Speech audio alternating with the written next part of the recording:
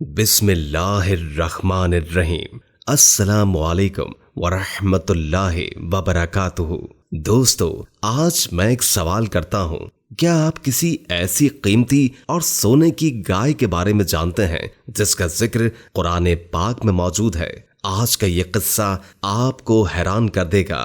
یہ واقعہ بیان کیا گیا ہے ایک فرما بردار لڑکے، ایک سونے کی گائے اور ایک فرشتے کے بارے میں، لیکن یہ واقعہ ہے پچھلے دور کا۔ تو قدرت کی طرف سے ان کو اس لالچ کی کیا سزا ملی اور اس فرما بردار لڑکے کو اپنی ماں کا حکم ماننے پر کیا انعام ملا، اسی واقعے کی وجہ سے قرآن پاک کی سورت کا نام سورہ بقرہ رکھا گیا ہے۔ مزید بات کرنے سے پہلے اس ویڈیو کو لائک کریں، چینل کو سبسکرائب کریں اور ہماری درود و سلام کی محفل کا حصہ بننے کے لیے کامنٹ میں اپنا نام ضرور تحریر کیجیے۔ اللہ تعالیٰ کے جلیل القدر پیغمبر حضرت موسیٰ علیہ السلام کے دور کا واقعہ ہے۔ واقعہ کچھ یوں ہے کہ بنی اسرائیل کے ایک بزرگ انتہائی نیک اور عبادت گزار تھے، اپنے معاملات اللہ تعالیٰ پر چھوڑنے والے تھے اور نیک متقی والد صاحب سے بزرگ تھے۔ ان کو یہ فکر تھی کہ میں دنیا سے چلا جاؤں گا تو میرے پیچھے میرے بچوں کو حصہ کیسے ملے گا، جائیداد کا حصہ کس طرح اپنی اولاد کو دینا ہے۔ یہ اس وقت سے شروع ہوا ہے کہ والدین کے جائیداد میں بچے کا جو حصہ بنتا ہے اور والدین کو کس طرح اپنی زندگی میں ہی اپنے بچے کو دینے والی جائیداد کے بارے میں سوچنا چاہیے کہ اے اللہ، میں اس گائے کو اس وقت تک تیری امانت میں دیتا ہوں جب تک میرا بچہ بڑا نہیں ہوتا۔ اللہ تعالیٰ نے ان کی دعا قبول کی اور جب وہ اس دنیا سے چلے گئے تو گائے بھی بڑی ہونا شروع ہو گئی، یہاں تک کہ وہ درمیانی عمر میں پہنچ گئی، جوان ہو گئی، اور ادھر جو ان کا بچہ تھا وہ بھی جوان ہو چکا تھا، اور جیسے ہی والدین نیک فرما بردار ویسے ہی ان کا بچہ نیک فرما بردار اور اپنی ماں کی بہت خدمت کرتا تھا۔ اس نے اپنی رات کو 3 حصوں میں تقسیم کر رکھا تھا۔ ایک حصے میں سوتا تھا، ایک حصے میں عبادت کیا کرتا تھا اور ایک حصے میں اپنی ماں کی خدمت کیا کرتا، اور روزانہ صبح کو جنگل سے لکڑیاں کاٹ لاتا، ان کو فروخت کرتا تھا، اور ایک حصہ صدقہ کرتا، ایک حصہ اپنی ذات پر خرچ کرتا اور ایک حصہ رقم اپنی والدہ کو دیتا تھا۔ ایک دن لڑکے کی ماں نے کہا، میرے پیارے بیٹے، تمہارے باپ نے تمہارے لیے ورثے میں ایک گائے چھوڑی ہے جس کو انہوں نے فلاں جنگل کی جھاڑی کے پاس اللہ تعالیٰ کی امانت میں سونپ رکھا تھا۔ اب تم اس جھاڑی کے پاس جا کر یہ دعا مانگو، اللہ تعالیٰ تو میرے باپ کی سونپی ہوئی امانت کو میرے حوالے کر دے، اور اس گائے کی نشانی یہ ہے کہ وہ پیلے رنگ کی ہے اور اس طرح چمک رہی ہے کہ گویا سورج کی کرنیں اس میں سے نکل رہی ہیں۔ اپنی ماں کا فرما بردار لڑکا جنگل کی طرف جھاڑی کے پاس گیا اور دعا مانگی تو فوراً ہی وہ گائے دوڑتی ہوئی آ کر اس کے پاس آ کر کھڑی ہو گئی اور یہ اس کو پکڑ کر گھر لے کر آ گیا۔ اس کی ماں نے کہا، بیٹا تم اس گائے کو بازار لے چلو اور 3 دینار میں اس کو فروخت کر ڈالو، لیکن یاد رکھنا میرے مشورے کے بغیر کسی گاہک کو یہ گائے مت بیچنا۔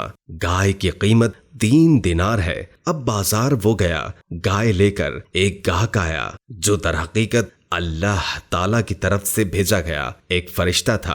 اس نے کہا کہ میں گائے کی قیمت 3 دینار سے زیادہ دوں گا مگر تم ماں سے مشورہ نہیں کرو گے، مشورہ کیے بغیر مجھے بیچ ڈالو گے۔ لڑکے نے کہا، تم کتنی ہی قیمت دو، میں اپنی ماں سے مشورے کے بغیر ہرگز نہیں بیچوں گا۔ اب لڑکے کو نہیں پتا تھا کہ وہ فرشتہ ہے اور سارا ماجرا اپنی ماں کے سامنے بیان کر دیا۔ ماں نے کہا، ضرور کوئی اللہ کی طرف سے بھیجا گیا ایک فرشتہ ہے۔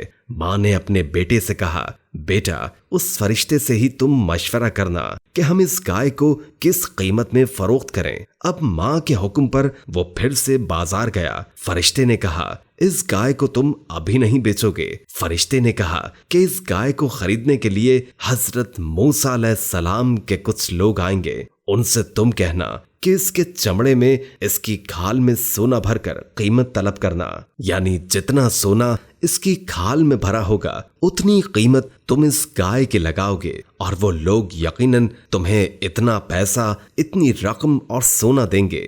اب آتے ہیں دوسری طرف کہ کیوں اللہ تعالیٰ کے فرشتے نے اس فرمانبردار لڑکے سے اس طرح بات کی؟ کیونکہ بنی اسرائیل میں رہتا تھا ایک مالدار شخص، جائیداد بہت تھی اس کے پاس، بیٹا اس کا نہیں تھا، بس ایک بیٹی تھی، ایک بھتیجا تھا جو ایک بھائی کا بیٹا تھا۔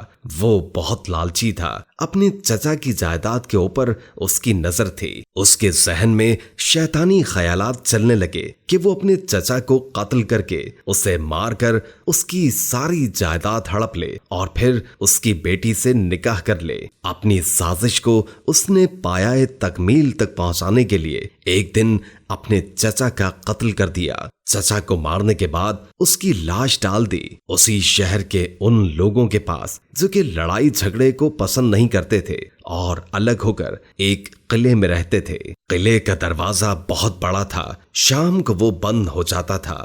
وہاں پر اس نے سازش کے طور پر لاش ڈال دی اور الزام لگا دیا قلعے کے لوگوں پر کہ انہوں نے میرے چچا کو مار ڈالا ہے، اور لڑائی جھگڑا کرنے کے لیے وہ اور بھی لوگوں کو اپنے ساتھ لے آیا تھا تاکہ پیسہ بھی وصول ہو قتل کرنے کا، اور جائیداد پر تو ویسے ہی قبضہ ہو جاتا ہے۔ اب وہ لوگ جو نیک ایماندار تھے، اس وقت ایمان لائے ہوئے لوگ تھے، ایماندار لوگ بھی اللہ کے نبی پر سوال اٹھاتے ہیں تو اللہ تعالیٰ ان کو بھی سزا دیتا ہے۔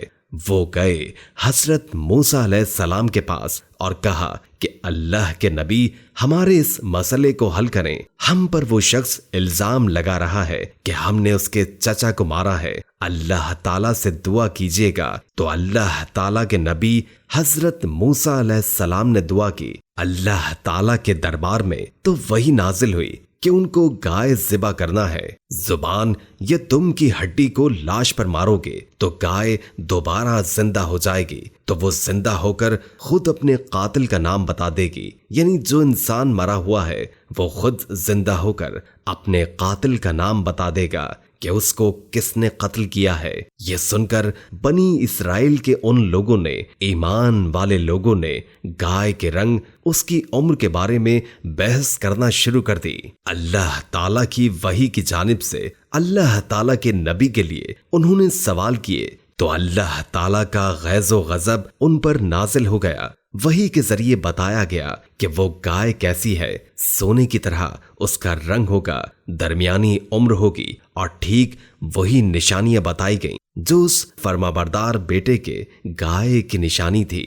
فرشتے نے جو باتیں بتائی تھی، ٹھیک وہی باتیں اللہ تعالیٰ کی وحی کے ذریعے ان لوگوں تک پہنچی، اور جب وہ ڈھونڈتے ڈھونڈتے اس گائے تک پہنچے تو وہ گائے اس لڑکے کے پاس موجود تھی۔ ہو بہو لڑکے نے فرشتے کے فرمان کے مطابق بتا دی ساری باتیں کہ مجھے اتنا سونا بھر کے تم مجھے گائے کی قیمت میں لگا کر دو گے، کیونکہ ان کی مجبوری تھی، الزامات سے بری ہونا تھا، اور ویسا ہی انہوں نے اس لڑکے کے ساتھ قیمت ادا کر دی اس گائے کی، اور اس گائے کو ذبح کر کے اس کی زبان یا دم کی ہڈی کو جب چچا کی لاش پر مارا گیا تو چچا اللہ کے حکم سے زندہ ہو گیا، گواہی دی کہ مجھے میرے بھتیجے نے مارا ہے، اور پھر وہی بول کر دوبارہ سے مر گیا۔ اب وہ بھتیجا پکڑا گیا۔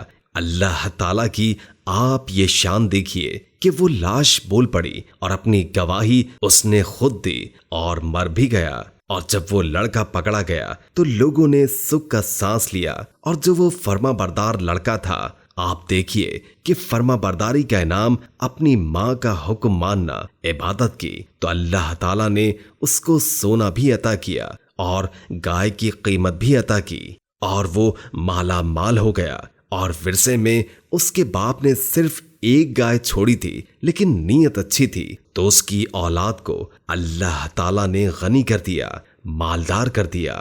یہ ہوتے ہیں وہ نیک والدین جو اچھی سوچ کے ساتھ تربیت کرتے ہیں، اور یہ ہوتی ہے وہ اولاد جو اپنے والدین کے حکم کو مانتے ہیں۔ وہ لوگ جو لالچ میں مبتلا ہو کر اپنے رشتوں کو ختم کر دیتے ہیں، مار ڈالتے ہیں پیسوں کے لیے، اپنوں کو ہی لوٹ لیتے ہیں، تو انجام آپ نے دیکھا کہ کیا ہوا ان کے ساتھ اس دنیا میں ہی۔